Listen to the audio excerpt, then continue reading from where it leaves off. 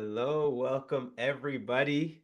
We'll get started in a couple minutes. We're just letting people log on, and then we'll get rocking and rolling.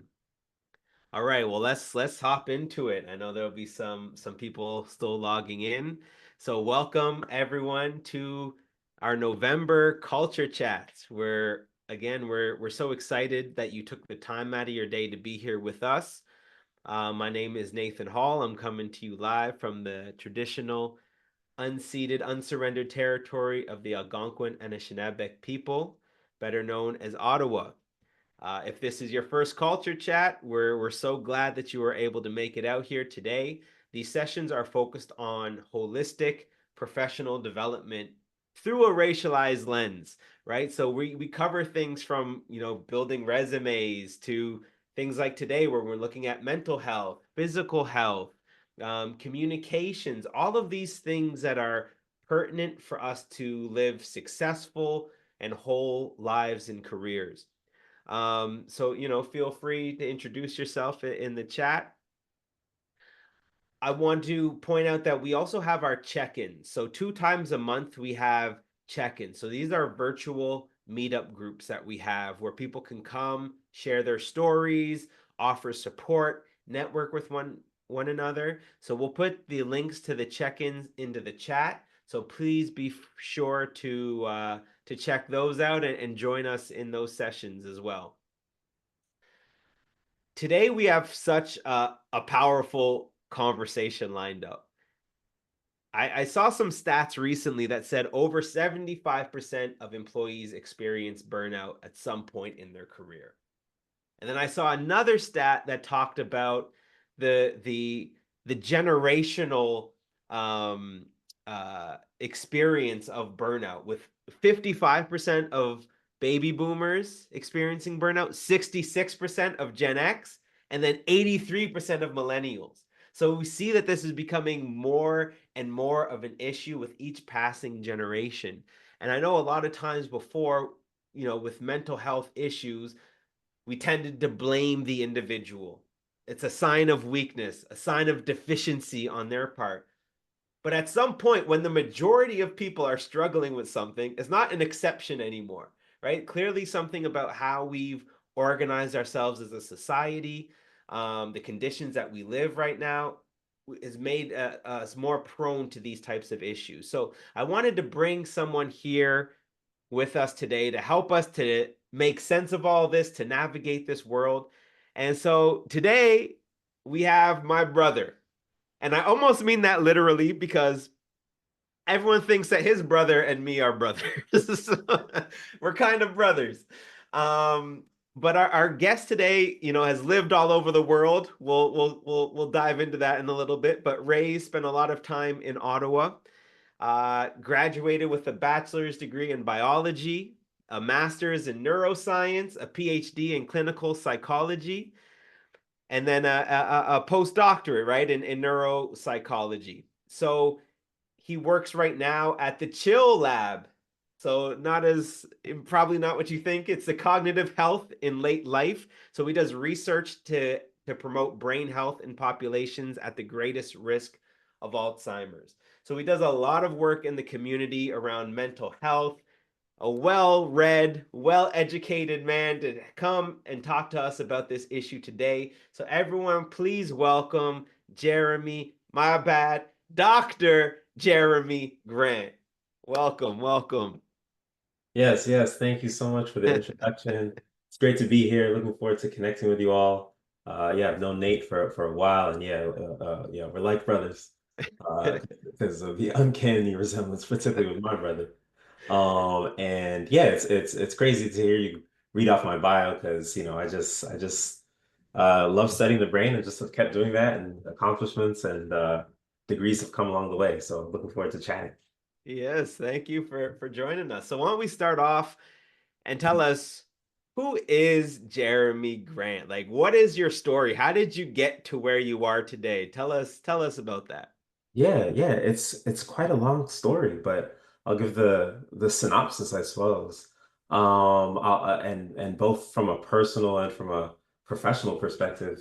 So I'm a clinical neuropsychologist. at the Ohio State University, and my journey to come here really began. I'll start as far back as high school. Coming out of high school, I didn't know what I wanted to study. I just studied. I just took all the science courses, all the university prep science courses, because that's what I thought I was supposed to do.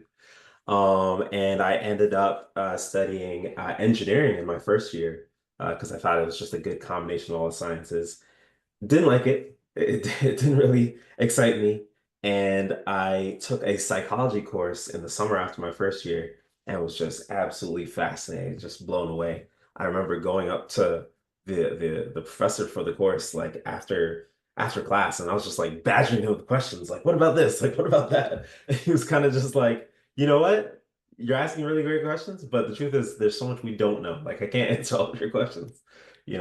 Basically like we don't fully know how brain cells give rise to, everything that we do as human beings. Like it's really a mystery. And just that, like knowing that there's so much that we don't know about the brain just like sparked something in me. Ended up studying neuroscience and ended up doing a terminal master's degree at Carleton and to get more experience for applying grad school. And then somewhere along the way, when it was probably around right before the beginning of my fourth year of undergrad, I found out about this field, clinical neuropsychology, which is all about looking at the connection between brain function and mental health or cognitive function, like how certain parts of the brain allow us to do certain abilities and what happens when there's a disease or an injury, how that affects us. So I learned about that and just have been on that path ever since. Did a PhD at Wayne State University in Detroit, and then more training at the University of Florida, and ended up here, faculty at Ohio State. All right, excellent. Um, so what is burnout? Let's start there. What is burnout? We hear it a lot now, and I feel like, we say it. I mentioned those stats off the top, burnt out, like 73% are experiencing that. But what does that actually mean? And how do you know if you're burnt out? Yeah, great question. Burnout is a really prolonged state of exhaustion that is chronic and typically arises from some kind of external circumstance or work, caregiving for someone, or other kinds of consistent responsibilities. And you just reach a point where there's physiological and psychological exhaustion that's hard to bounce back from. And I want to distinguish that from just being tired and just being exhausted. It's not, it's common for all of us, to be tired, or for all of us to feel, moments of exhaustion or moments or stress just from doing work and things like that. But burnout is really a different stage where it becomes chronic to the point that, just the usual things don't seem to heal it. So if you're just tired, that the antidote to being tired or being exhausted is rest. If you just rest a little more, you'll be able to get back into work. But with burnout, it's more than just being tired. It's that there's a psychological component to it as well, where you just feel like you can't do the job. One of the leading psychologists on burnout, a lady by the name of Christine Maslach, defined, I think it's really kind of three elements that kind of make up burnout. There's kind of the physiological and also psychological response, but there's also this cynicism, right? That you feel like your job, that you're angry about your job, or that you don't like your job, or that your job sucks, or that your company sucks. These kinds of things, right? There's this, in addition to feeling exhausted, there's this buildup of cynicism, like you just have this negative reaction or this negative association with anything related to whether it be your job or the caregiving situation, whether you're a parent or something else. And then also another component of it is poor self-efficacy. So not only do you like hate your job, but it's also these feelings may start to emerge of maybe I'm not good at this job. Maybe I'm just not meant for this. Maybe I should quit. Right. And so if you're just exhausted, if you're just tired, going back to work, getting some rest and going back to work, you should be able to do that. But burnout is a state where no, there's a lot of mental things going on in addition to that. Yeah, no, that's really helpful. And that distinction of beyond the physical exhaustion, right? Now we have these mental barriers, right? So, you said just rest isn't going to fix burnout. How do we start addressing some of those things, right? Like if I start feeling animosity towards my work or then towards myself or whatever I'm working on, how do I start to address that or, prevent more of it from my, uh, continuing to burn out? Yeah. Yeah, I think it's complex, and you kind of alluded to it in your introduction. It's like internal versus external. What's the cause? Is it you as an individual? Are you not a good fit for Mm, this job? Do you not have what it takes to, well, whatever the responsibility is to do your job, to be a caregiver, whatever's causing you the stress? Is it your individual qualities that are making it leading you to burnout, or is it something external? Is it the situation? Is it the job? Is it your manager? Is it the demands of your industry? mm, And where do we place the blame? Or probably for a lot of situations, it's some combination of the two. So if we're talking about intervening, we have to figure out what the source of the problem is in order to know whether the intervention will work. If it's that, I've worked in some jobs where, the job demands are unrealistic, or where, the source of the stress is really what's being asked of you to do. It's those external things that really have to change ultimately. If you just replace the person, there are many jobs, many industries where if you replace the person, you're going to have high turnover because the stressors are just going to continue because of the environment or the demands. But if it's internal, there's also some things that a person can do. So like I said, there's a physiological exhaustion piece to this, like you're just tired, right? And even though tiredness is different than burnout, you got to address that, probably first, getting some rest to figure out, am I truly, truly burnt out? And once you rested, then you can kind of see, are there any of these kind of psychological components left over it? Am I routinely just thinking negatively about my job? And am I cynical? And then, what's my self-talk? What's my inner critic saying about my job performance? And if those things are bad, then that's when other kinds of psychological interventions could be useful for getting, rebounding back from burnout. So, you talked about the rest, right? But I think a lot of times for us, it's not necessarily physical exhaustion, right? A lot of times it's going to be that mental exhaustion of watching the news feed, the news cycles, like just your mind is constantly racing.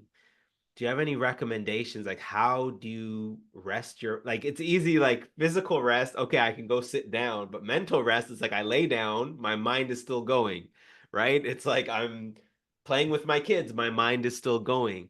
Oh, How do you give your mind rest that you need to prevent burnout? oh yeah, yeah. I love that question because I can do physical rest, but I am the worst at mental rest. Absolutely.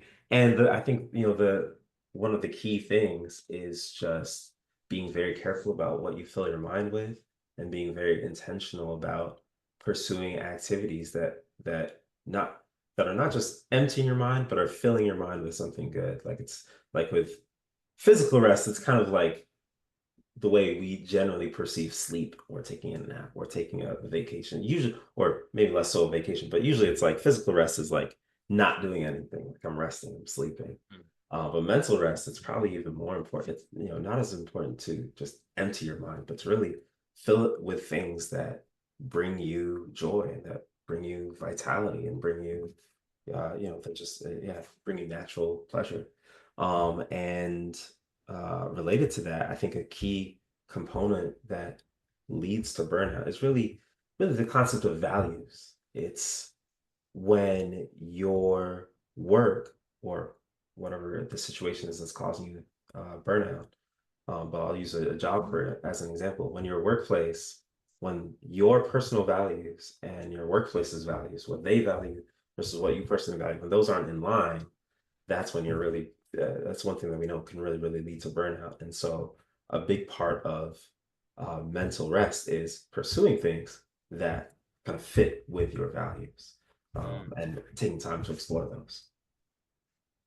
yeah.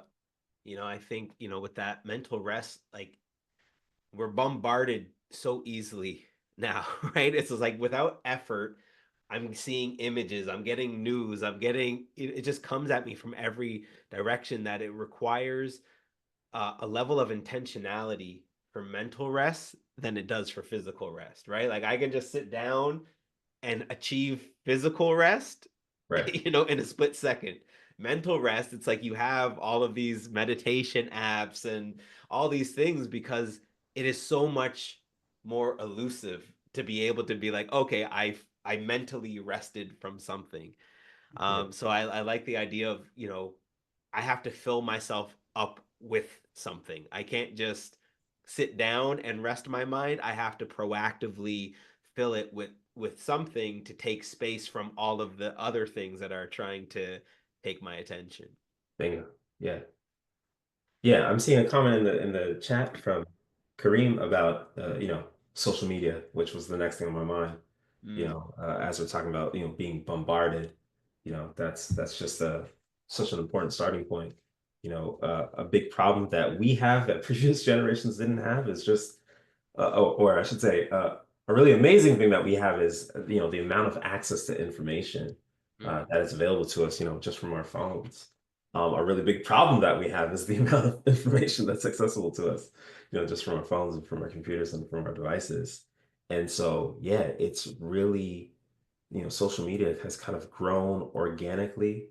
I'm a millennial, so I've seen it just kind of, change over the years, and it require it definitely requires so much intention to be able to turn that off and give yourself that mental rest.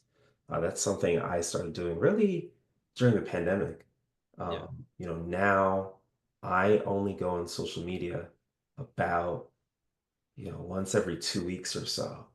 And I've noted, when I first started doing that, it was so tough because it was like, oh man, I feel like I'm missing out on something. Oh man, I feel like I want to, reply to someone's post, or what if there's some drama on Facebook or Twitter that I want to, for me, it wasn't often commenting, but it was like I just want to be in the know, that kind of thing. And now, after taking like a regular break, not it's no longer feels like I'm uh being deprived of something. It really feels like, I can go, like I control it, like I can go on when I want to, and it doesn't control me. And yeah, that's just such an important way of achieving mental rest, is taking regular breaks from that kind of Yeah. media. So, you mentioned the internal factors versus the external factors. And, what comes to mind as society shifts, as the technology shifts, and we say we want to blame the outside world. It's like the world is so stressful, the social media, but these things exist now.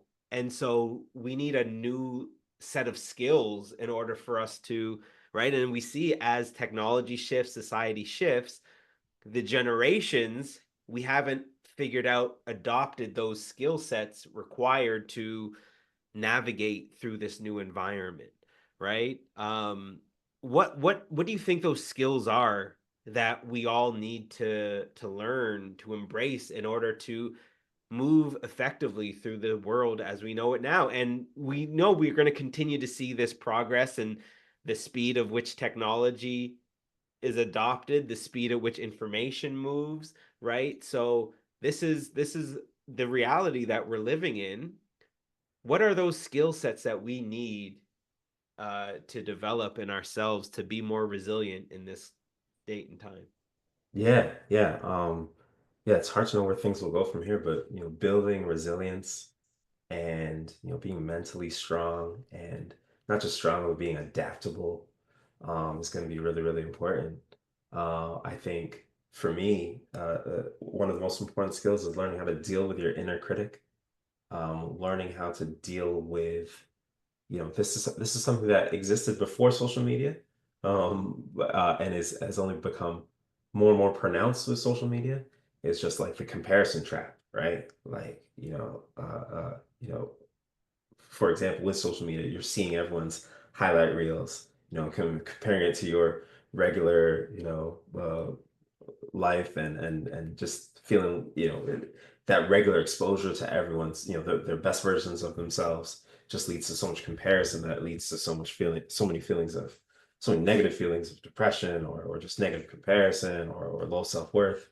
And yeah, that's been magnified because of social media, but also existed long before, being at your workplace and, comparing yourself to other people at your job who may have worked there longer and who might be doing better, or other people who are, so maybe there's a new hire who's doing really well and you've been there longer and now you're comparing yourself to them. Learning to manage that inner voice and take less energy to listening to that inner critic and diverting that energy towards doing your job and b things that bring you value and things that bring you joy. I think is a really really important skill that is only going to become more and more important as time goes along. um and the other thing I was going to say, in terms of building resilience, is really just that developing mental fortitude, developing a higher, we I think there's certainly a responsibility that employers and environments and structures play in stress and in leading people to burnout, but also developing a healthy way of being able to say, I am stressed and I am going to manage it well, or I need time off, or being able to recognize it, recognize the signs and symptoms within yourself, which are often idiosyncratic, and be able to know your own kind of level of tolerance and of resilience. So, for example, now that I'm in a faculty position, every now and then I'll be working late on something, and I have to be able to say to other people, like, or the trainees that are under me, like, I know that I can work late on this, and I know that, like, I can handle this because I've kind of developed this resilience after going through a dissertation, after going through a master's thesis, after going through X, Y, and Z in my academic training. You're an undergrad. You're not ready for that yet, right? This comes easy to me. Certain things come easy to me because of the resilience I've built over time.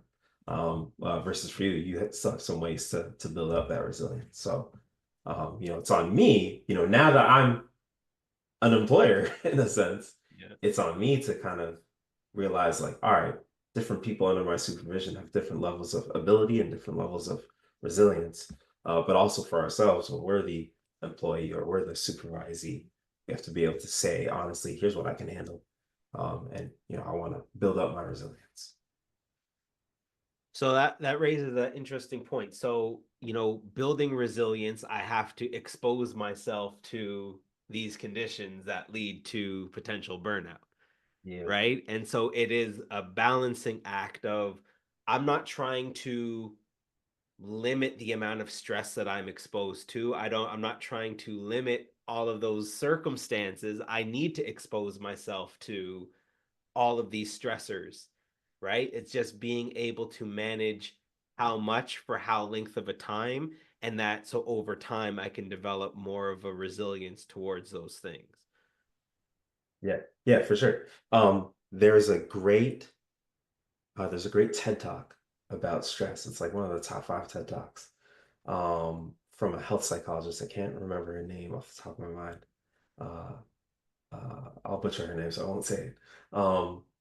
But really just talking about that, right? Stress, the word stress has a negative connotation, right? Stress is bad, but really, not all stress is bad. There's a concept we use in psychology called eustress, right? Like sometimes that's EU stress. Certain stressors can be helpful for us, right? Sometimes stress can motivate us to action, can motivate us to do certain things, like if you're playing a sport and someone's chasing you, like it might motivate you to run faster, right? Certain kinds of stress like activate your body to do what you want to do. And what this researcher in this TED Talk found, um, was basically how people's attitudes about stress was related to so many different kinds of workplace outcomes and also health outcomes as well. That if you have a positive mindset about stress, if your mindset is, all right, this stressful experience is preparing my body to rise to a particular challenge, or I'm going to become more resilient by going through this experience, or I'm going to be more, yeah, just stronger by going through this challenge. Then you'll have better outcomes, and it's associated with better health outcomes as well. Versus having a negative mindset, oh, stress is bad, I need to reduce stress. Have it for certain situations, that's the right response. But in other situations, you know, having that persistent negative mindset about stress can be associated with much worse outcomes. So do you find, and maybe this could just be anecdotally, that we are having less of that healthy relationship with stress, and maybe because of the sense of burnout, because of all of the anxiety that is being felt, that we are trying to run away from stress or don't want to expose ourselves. We're not doing the things we need to do to build that resilience. Do you think that is the case, or have like the stressors just become so overloaded that we just can't keep up with it? Yeah.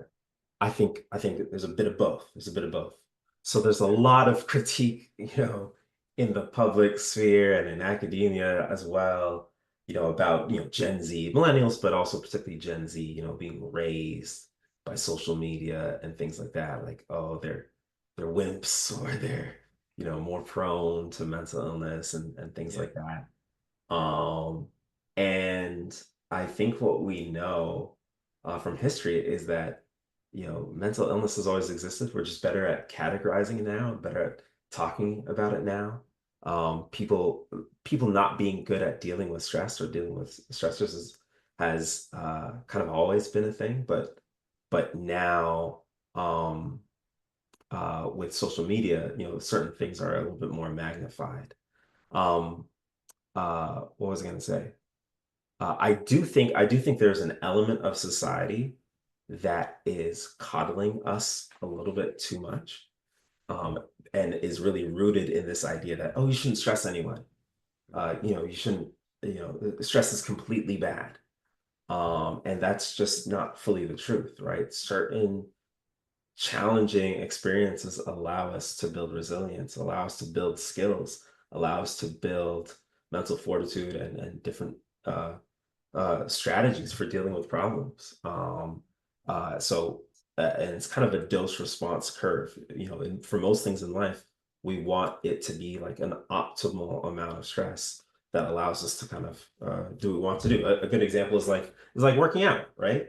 If it's your first time at the gym, I'm saying you're not going to pick up the heaviest weight and then just try to, struggle to get that one up and then be like, oh, well, if you struggle like that, you're not going to go back to the gym at all, right? You got to pick Yeah.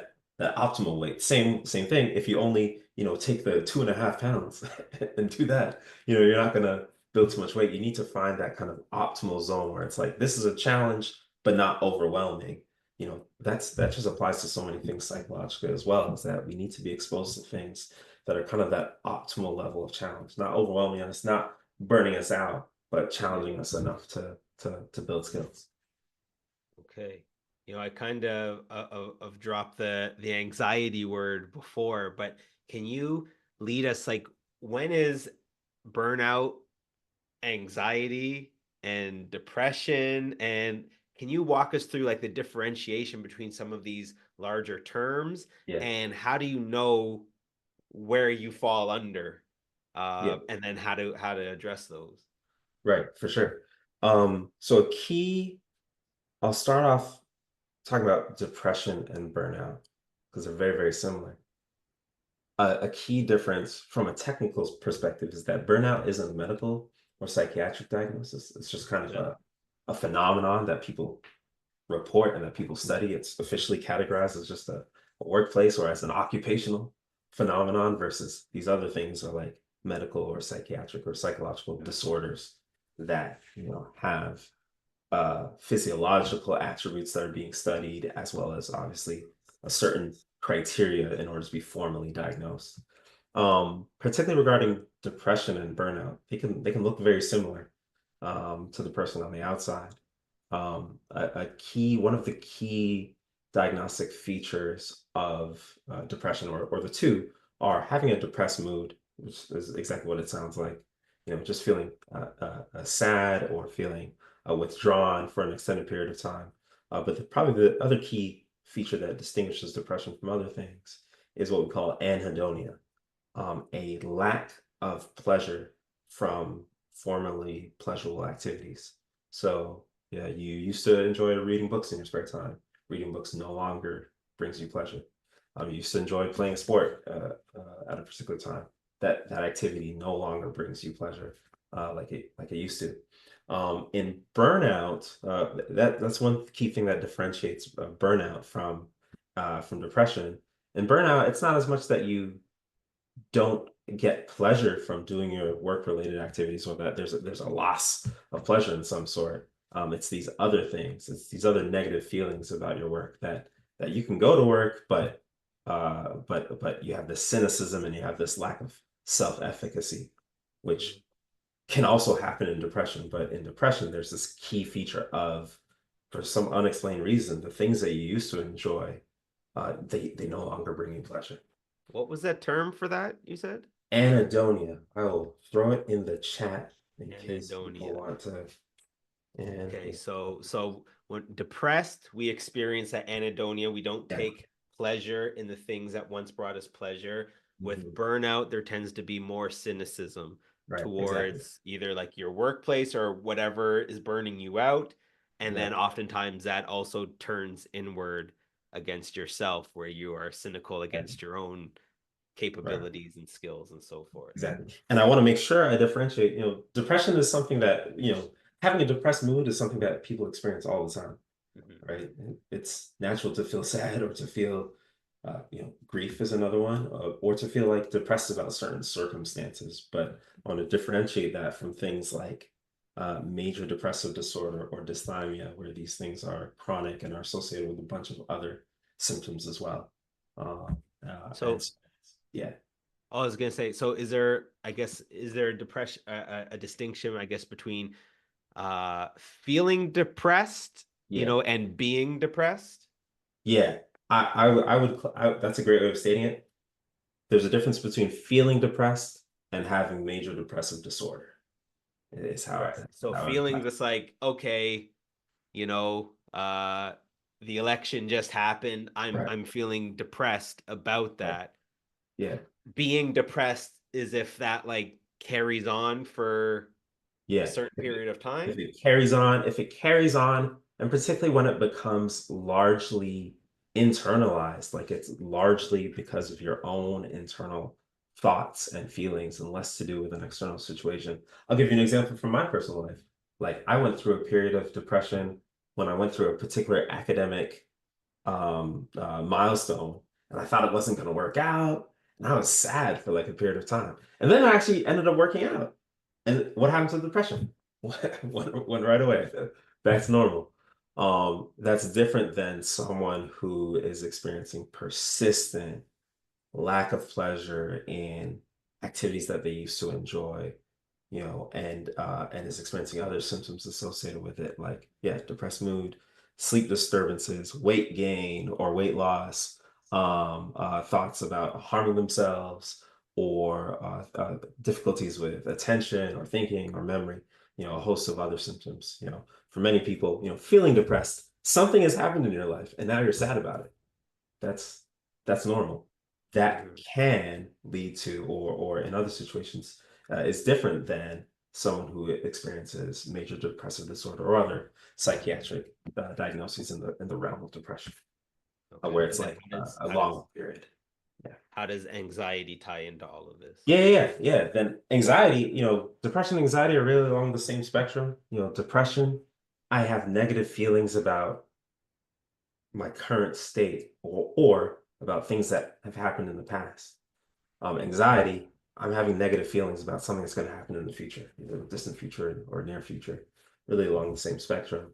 And anxiety, there's a whole list of anxiety disorders, but the key feature is a feeling like you're not in control, that you're not in control of some particular outcome.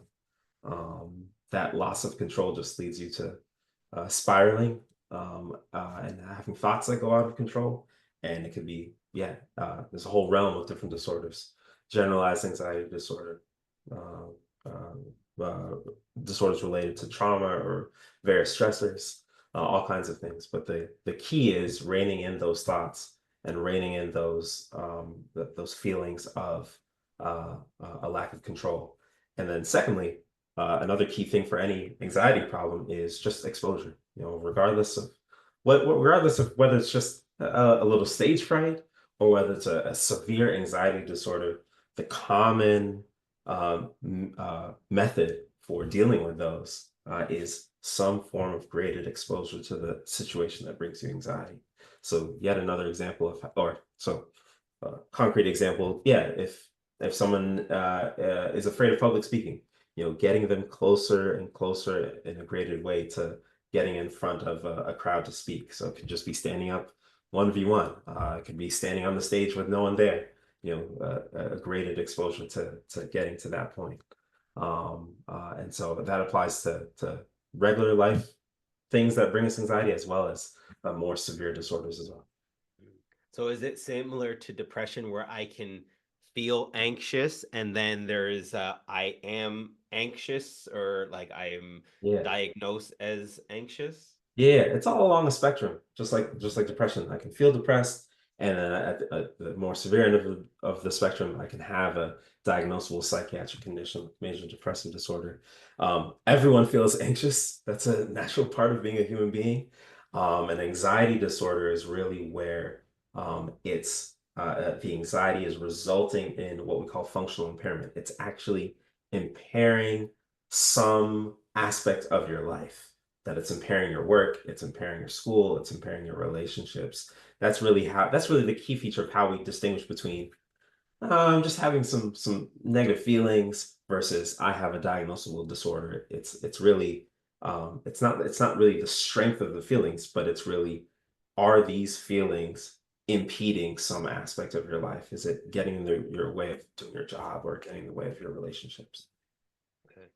I see that we got a couple of questions in here. So I want to ask one last question and then we can go to some of these questions. What advice do we have? What strategies? You kind of touched on them, but I think just kind of going over that again, now that we have a better understanding of burnout, depression, anxiety, what are strategies that we can put into place to build our own resilience, to build our ability to navigate through this world effectively? Like what should we be doing? Like maybe if you can break it down, like do these things every day, do these things once a week, or some Right. sort of structure that we could hold on to.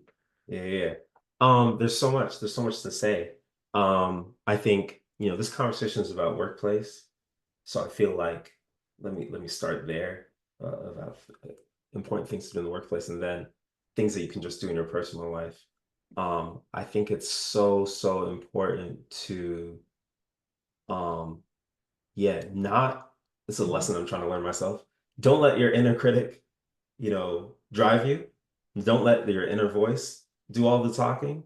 Make sure you counter your inner voice with evidence. So for the workplace, I think that looks like, when you're starting somewhere new, or even if you've been somewhere a long time, getting really, really clear expectations for your job. Um, I can think back, or oh no, I'll talk about that in a moment. But I can think back to so many situations where I let my inner critic just kind of do the driving and be like, all right, I'm new here. Well, I should do this and I should do this and I should do this because I'm new here. No, actually go and find out. Actually go and find out and ask your supervisors, ask your fellow employees, what are the expectations here? And then the real key question that puts you over the top is, how can I exceed those expectations? And then your stress now becomes, instead of it being, oh, I'm stressed because I don't want to look bad at my job, it's, I'm stressed because I'm trying to exceed expectations. This stress now is motivating me to action, to reach a goal or to reach higher, for something, rather than the stress is it's just here to keep me alive. I'm in fight or flight mode. Mhm.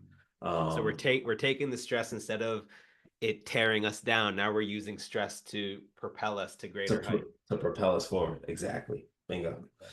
The other thing I think is really important for us as human beings, this is a term that we use in psychology, that we call it meta communication. To, so the word meta really means just like a step above, right? Um, uh, uh, so meta communication is communicating about how we communicate. We don't often get these human moments where we get to not just so often at work you're talking to your supervisor, you're talking to your coworkers, but it's so important to talk about how you're talking, talk about how we're communicating. And when you really get to that level and they are able to have conversations like, hey, you said this to me earlier, and here's how I perceived it. Let's talk a little bit about our communication pattern, or I noticed your body language. Like, let's have these moments when we actually get to communicate about how we're communicating. That can do such a incredible job of getting rid of that layer of anxiety about, oh, how did this person perceive me? How did this person think about me? The problem with meta communication is there kind of has to be an expectation on both sides that it's going to happen. Mhm.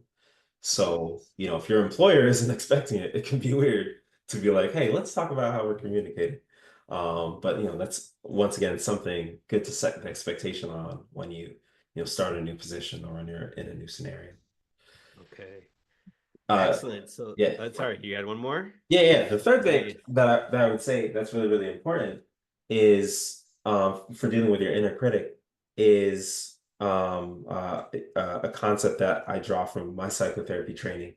We call it the concept of diffusion, of really, like I've kind of mentioned, not what's driving anxiety, what's driving depression, and then can also be related to burnout is this inner critic, these thoughts, going in overdrive. There are some forms of psychotherapy that say you need to, kind of fight your inner critic. But there's other forms of psychotherapy that I kind of lean towards that say, you know what, you need to just separate yourself from your inner critic, and kind of just say, um, instead of being like, man, I'm having anxious, or instead of just being wrapped up in your anxious thoughts about a situation at work or at home or at school, being able to say, here are my anxious thoughts, and they're separate from me. I can look at them. I can see them. They're over here. All right, and it kind of reduces the power that they have over you. So one technique is adding the phrase "I'm having the thought that" in Mhm. front of any anxious thought that you're experiencing, or "Man, I'm so stupid. I did a bad job at work." Change that to "I'm having the thought that I'm stupid," Mm. and kind of remove it. Make it something separate from you. And that'll help remove the power that anxiety or that those negative thoughts have over you. Yeah, that's a great one. Colleague Julia, she uses the story I'm telling myself is right. Yeah, So the same type of principle of separating your thoughts from reality. And it's like, well, these are the stories, and just the near idea of making that distinction. I think what you're saying is that it makes such a powerful that I am not my thoughts and my feelings. They're just kind of things that are floating around. And now I can actually decipher what the truth is. exactly. All right, let's get into these rapid fire questions. So if you have any questions for Jeremy, put it in the Q&A and we'll try and get through them. All right, so we're looking at social media detox. What do you recommend as far as staying informed while maintaining mental health? Yeah, that's really important. So staying informed about the news and I guess there's two aspects, right? Like staying informed about world events and like staying connected with other people. I think, coming up with it's really doing experiments on yourself. Really, that's what it is. You have to try different things. You have to see what you can tolerate. To, look at your own level of resilience and be honest with yourself. I noticed for myself that if I have a Twitter account where I mostly follow like other professionals in my field, and I noticed that if I'm on there for too long, I'll start comparing myself to other people. I'll start thinking negatively. So I knew that Yeah. I had to set limits on it. So I could like I said earlier, I'm on social media about once every 2 weeks now, but I can't just blanketly throw that out to you. You have to Yeah. kind of experiment on yourself. I heard one person said like they stopped going on chasing the news and news still gets to them. Like when something big happens, it still finds its way in conversation. People Right, will message you. And so it's like having that one person who is on the news as your friend. It's like you just, oh, what's going on? Like they'll tell you all of the things you need to know. So most often, just like the election last night, it's like how many hours of that intense music and like the lights flashing? It's like you only need to know the end. All the right, other stuff is just building that hype and the anxiety around it to keep you engaged. But right. at the end of the day, it's just like, okay, if I tune in tomorrow morning, I will see the answer and I avoid all of that emotional roller coaster of last night. Bingo. Yeah. This happened to me recently. A relative of mine asked me what I thought about a particular thing happening in the news. And I was like, what? Like, I haven't heard about that. And part of me felt bad, like, oh, this is a byproduct of not, paying attention to social media as much. Yeah. But at the same time, it felt good to be kind of disconnected. Yeah. So I gotta, what I realized for myself is I gotta be a little okay Yeah. with being disconnected at times. I don't have to be in the know about everything. I don't have to have an opinion about everything. No, There's times you to know. also be informed. So, Yeah. yeah, but the other thing I would say is, this is outside of psychology, but it's just, for your personal life, being off social media has its cons. For staying informed, you got to check your news sources. You know, uh, I grew up watching certain news channels and was like, that is the news channel. And then as time went on, learned that, yeah, you guys always say breaking news. And it could be like some random nonchalant thing that's not actually that Yeah. important. But it's a media machine to try to keep us Yeah. engaged. All right. On average, how long does it take to reverse burnout? Uh, and can reverse be done? Yeah, I don't know if I don't know a statistic to say how long on average, if this is something a person is going through, what the prognosis is. I think it would depend on a lot of factors, and particularly whether, I think importantly, whether the burnout is primarily being driven by external circumstances or a combination of external versus internal factors like depression and anxiety and other things. Yeah, so I don't know if there's an average number that could apply to every person, but it's certainly possible to recover from burnout. One of the unfortunate simple ways of recovering from burnout is removing the external stressors, changing that job, moving to a different place, moving to a different company. Oftentimes, that cynicism and that negative self-efficacy that kind of arises as a part of burnout, changing your environment can fix that. But the person's probably more so asking, is it possible, if you're at your job, to get out of that cycle of burnout? I also think it's also possible. Um, uh, Quick personal story. I remember I was thinking about a situation in my academic training where I really, really felt burnt out. I was a supervisor who I felt she just hated me. I felt like I was feeling so negative. I was like, do I even want to go down this career path? And while I was training with this person at this hospital, it kind of got to a point where I kind of just gave up, and not gave up in the traditional sense, but I kind of said, you know what? I've been putting so much energy into trying to prove myself, that I just need to kind of give up and say, hey, listen, there's a lot I don't know. Please teach me. I've been spending all this energy trying to impress you. I just feel burnt out. Just please teach me. And that kind of shifted my whole interaction with that supervisor, and I was working with them for about 6 months. And the last 2 months, after we had this conversation, it was just like, I need to adopt a different orientation towards you, just teach me, and give me feedback, and being aggressive about getting feedback from her really just changed and kind of got me out of that circle of burnout. And I remember ending that rotation with them and feeling like, man, this person probably hates me.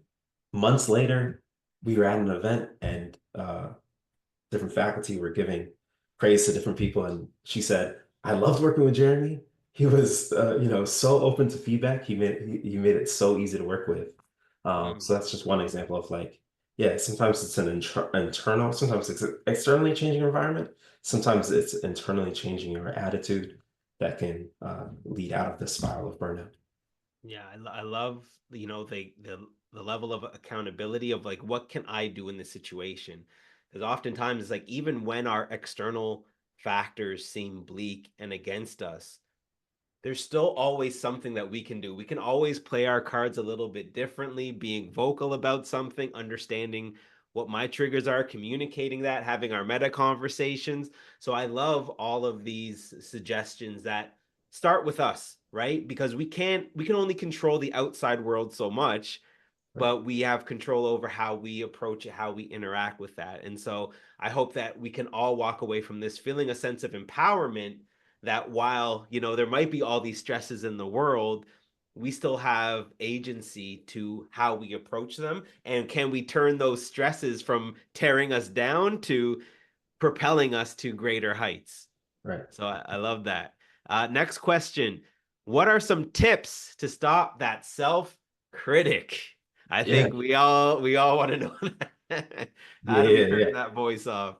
Right. Yeah. Like I said, probably the big one is, separating yourself from the inner critic, not putting them in the passenger seat, not in the driver's seat.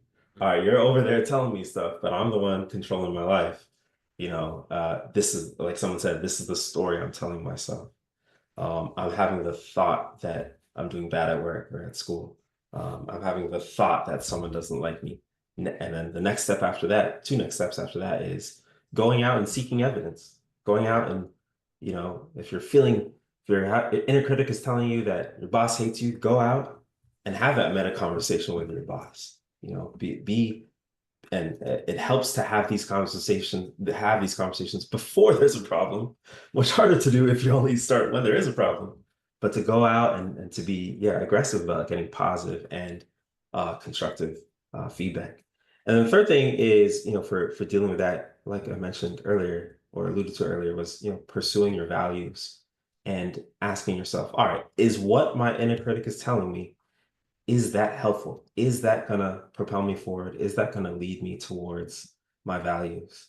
Um, Having the thought that, people hate me because I'm always late for work. All right, is being on time for work gonna help propel me towards my goals and towards the things that I value? Or is this inner critic just is this stress or this, that negative thought just bringing me down? Those kinds of things. All right, excellent. Can you touch on, you mentioned functioning depressed person, kind of like a functioning alcoholic. So can you break down this term? What does that look like? How do I know if I'm a functioning depressed versus, break that down for us. Yeah, yeah, yeah, yeah. Yeah. It's yeah, functional impairment is the key thing that separates someone who just feels depressed versus someone who meets diagnostic criteria formally for psychiatric illness. Um, and there's a lot of people who are kind of straddling the kind of the border of that, in the middle of that spectrum, like, it's I'm really, or yeah, I'm really really depressed, but I'm still doing my job. I'm still doing my job. I'm still getting what I need to get done. Um, or there's people who it's like, I'm really, really, really depressed and it's affecting, maybe my relationships, maybe it's affecting, my romantic relationships or my friendships, but it's not affecting these other areas of my life. I'm able to compartmentalize. So it's not like you're not fully impaired. Yeah, that's really, really challenging to deal with. And I think what we see for a lot of people in the first scenario, it's like, oh, I'm still doing my job. Like I'm still doing that fine. Like I'm not impaired. But when we look closer, it's like, yeah, but are you, really engaged in your work? Are you distracted at work? Are you doing your best possible? Like that, there's more fine-tuned impairment than is really there. And so, for depression specifically, um, there's different levels. I'll just think about, since we only have a few minutes left, right? If it's mild, right? If you're not experiencing, if it's a mildly depressed mood that you're noticing about yourself versus if it's moderate or if it's severe. If it's severe, a person who, can't get out of bed, who doesn't feel motivated to do anything, who's having constant suicidal thoughts, who's having, severe weight gain or weight loss, those extreme cases. If it's mild, there's a lot of lifestyle things you can do to get yourself out of that funk. The more severe it is, the more important psychotherapy, medication, other kinds of treatments will become. I'm a person who really, I say if you have a problem and it's really, really affecting your life, throw everything at it. But the first step, particularly for depression, is really things just related to regular lifestyle and brain health. There's a lot of things that we label as emotional disorders or mental health disorders that really are brain health disorders, right? So for me, when it comes to brain health, and this my work centers around this when it comes to promoting brain health in later life and preventing Alzheimer's, and these same things are related to depression. I think of five things that I tell my patients, and that's being physically active, mentally active, socially active, eating well and sleeping well, right? Um, I probably start with being physically active, getting enough physical activity. It's something that, we're much more sedentary now, right? First step, particularly if you're experiencing mild depression, getting more physically active. And probably second step, like getting enough sleep, making your body active during the day and making your body rest properly at night. Because if those are out of whack, you're not gonna, your brain is also gonna be out of whack and your emotions are gonna be out of whack. We tend to think of our minds and our brains as kind of being two different things, our emotions being one thing, and then the brain as a physical organ being a different thing, but they are entirely connected. And so, the next step after that, eating healthily and being in community with other people makes everything so much easier when it comes to brain health. So I could talk about those forever, but yeah. Yeah. Okay, and that kind of ties into the next question.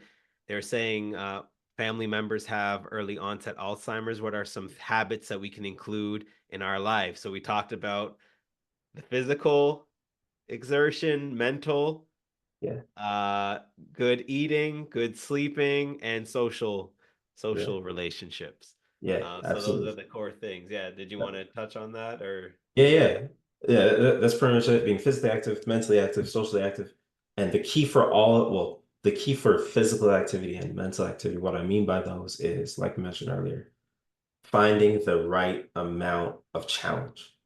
So you're depressed or you want to improve your brain health. I'm not saying go out and run a marathon.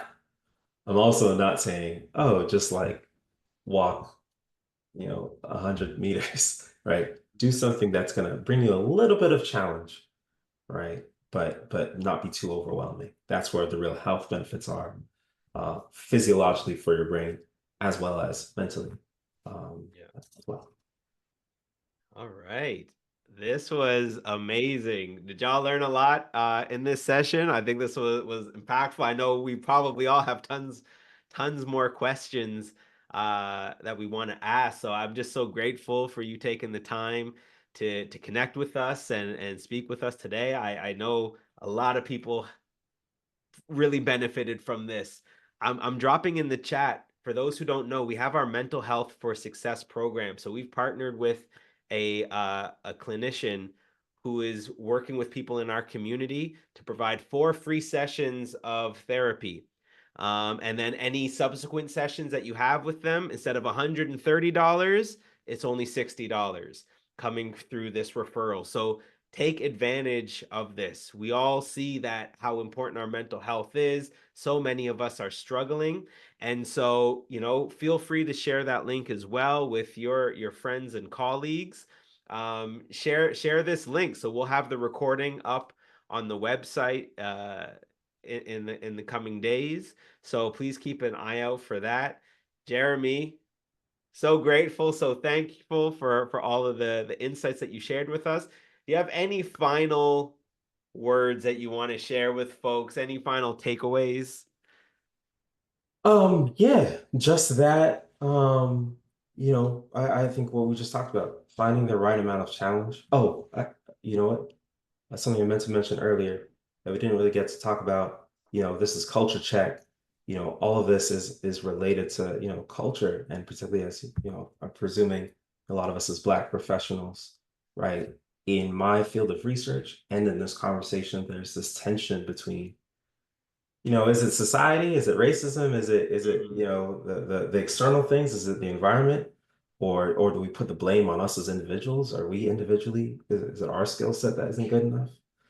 Is it our health that isn't good enough? Are we not resilient enough?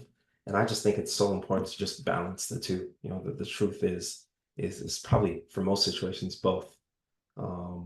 When it comes to blaming our workplaces, blaming discrimination that we might face. So just trying to balance both of those things is a big theme of my research as well. Okay, excellent. I really love this message of agency in all of this because I know a lot of times we step out into this world and we feel like we have no control. We feel like there's just so much happening to us. But just this reminder today that even when our environments are stressful, we still have so much agency, so much control about how we approach it, how we allow these external things to impact us and affect us. And so I loved all of the tips and the tools that you've provided for us as a reminder of that, right? That we're still in the driver's seat. And so I'm just grateful for that and for all that you've done for today and in the work that you do overall for supporting the community. So thank you very much. Yeah, it's been a pleasure. All right. Yes, so I just dropped someone was asking about the clinician. So I'm dropping the link in the chat to everyone. Sorry. Here you go. So that's the Mental Health for Success program. So you can register there if you're interested in receiving any of those that free therapy that we have or discounted therapy. So thank you so much, Jeremy. Thank all of you for attending. And we look forward to connecting with you again next month. Have a All great right. day, everyone.